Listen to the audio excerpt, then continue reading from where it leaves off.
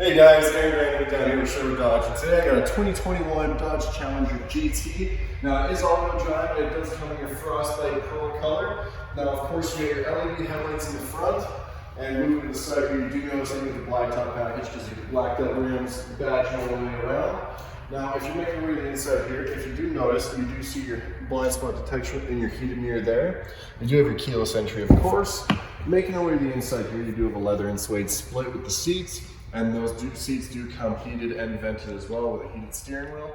You get an 8.4-inch touch display in the center there. You also have your forward front collision, your adaptive cruise control, and of course your other safety features as well. Now if you're moving your way to the back here, you do have a backup camera.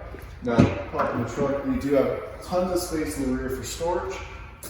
Now if you guys have any questions about this beautiful Challenger, please give me a call at 780-729-5517. Thank you for your guys' time today, and I look forward to speaking with you all soon.